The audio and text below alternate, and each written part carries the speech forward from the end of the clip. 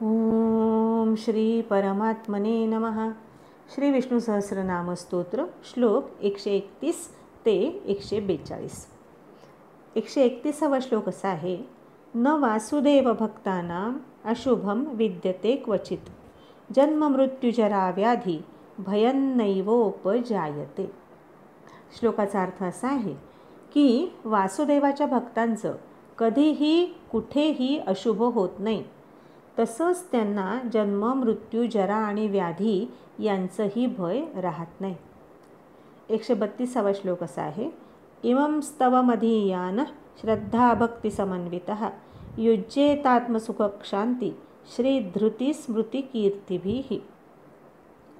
स्तोत्र पठनाचं फल सांगितलं आहे की जो पुरुष श्रद्धापूर्वक भक्तिभावानी या विष्णू सहस्रनामाचा पाठ करतो तो आत्मसुख, क्षमा, लक्ष्मी, धैर्य, स्मृती आणि कीर्ती प्राप्त करतो. 133वा श्लोक वाचूया. न क्रोधो न च मात्सर्यं न लोभो नाशुभा मतिः भवन्ति कृतपुण्यानां भक्तानां पुरुषोत्तमे. पुरुषोत्तमाचे जे पुण्यात्मा भक्त आहेत त्यांना कधी क्रोध येत नाही, त्यांच्यामध्ये ईर्ष्या उत्पन्न होत नाही, त्यांना लोभ होत नाही आणि त्यांची बुद्धी कधी अशुद्ध होत नाही. 134वा श्लोक असा आहे.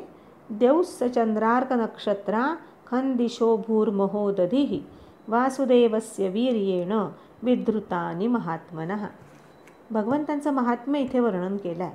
स्वर्ग, सूर्य, चंद्रमा तसंच नक्षत्रासहित आकाश, 10 दिशा, पृथ्वी आणि महासागर हे सारं काही वासुदेवाच्या वीर्याने धारण केलं गेलं आहे. पुढचा 135वा श्लोक असा आहे.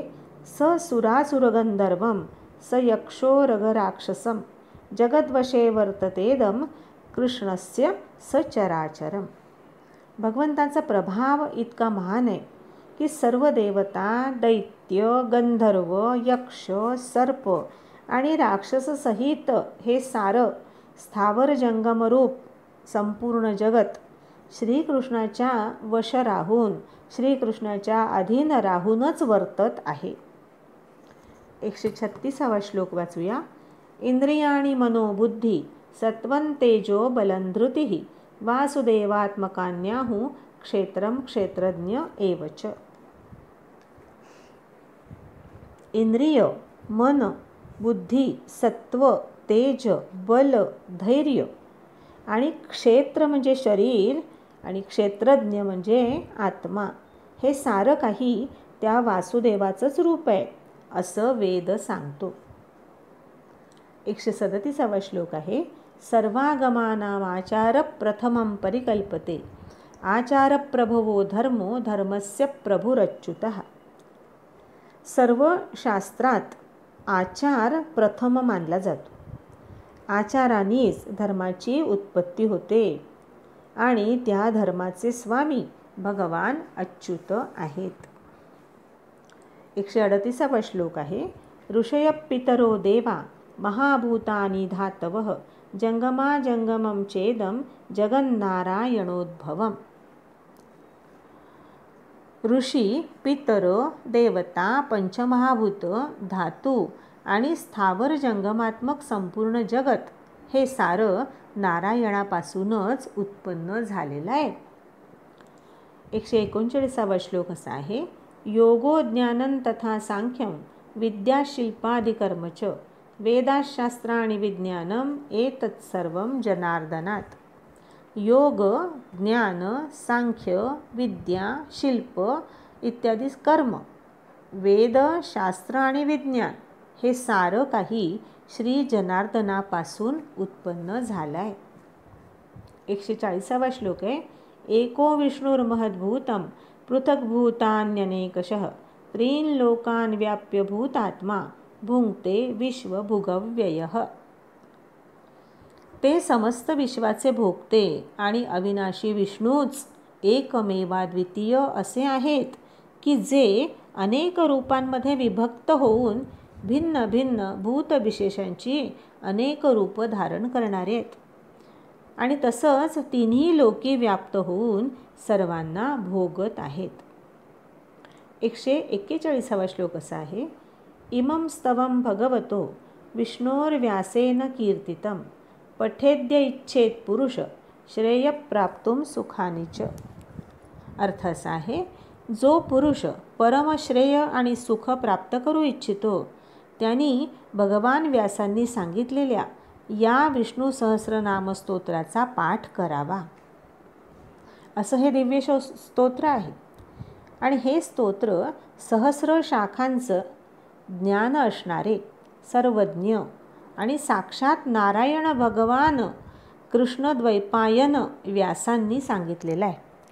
म्हणून ज्यांना काही प्राप्त करण्याची कामना आहे त्यांनी सर्व प्रकारचं फल प्राप्त करण्यासाठी या स्तोत्राचं श्रद्धापूर्वक पठण करावं असं या श्लोकामध्ये म्हटलं आहे.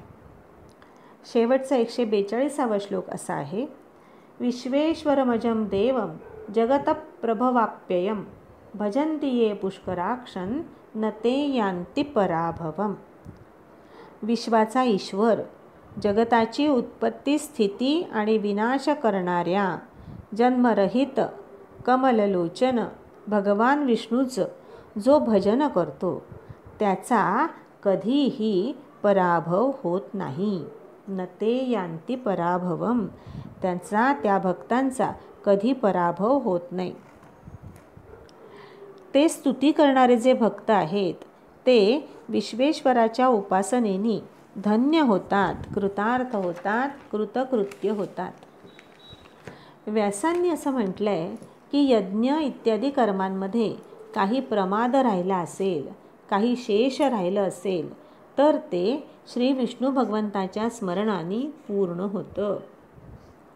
कुठलंही पूजा कर्म झाल्यानंतर 12 वेळा विष्णवे नमः असं आपण म्हणत असतो. विष्णूच्या स्मरणाने परिपूर्णता कर्माला येत असते. स्मरणादेव तद्विष्णू संपूर्णं स्यात् इति श्रुतीही असं म्हटलं. श्री विष्णूच्या स्मरणाने सर्व काही परिपूर्ण होत असतं. अशा श्री विष्णूचं आपण स्मरण करूया. आणि आता या दिव्य स्तोत्राची पुष्पिका म्हणूया. ओम तत्सदिति श्री महाभारते शतसाहस्र्यां संहितायां वैयासिक्यामानुशासनिके पर्वणि भीष्म युधिष्ठिर संवादे श्री विष्णोर दिव्य सहस्रनाम स्तोत्रम. अर्थ असा आहे की अशा प्रकारे ओम तत्सत या परमात्मा तत्वाच्या वाचक असणाऱ्या पदांच्या उच्चारणपूर्वक श्री महाभारतातील 1,00,000 संहितेमधील वैयासिक्य अनुशासनिक पर्वामधील भीष्म आणि युधिष्ठिर यांच्या संवादांतर्गत आलेलं श्री विष्णूचं दिव्य सहस्रनाम स्तोत्र या ठिकाणी संपूर्ण झालं. हरिओम तत्सत, हरिओम तत्सत, हरिओम तत्सत. श्री कृष्णार्पणमस्तु.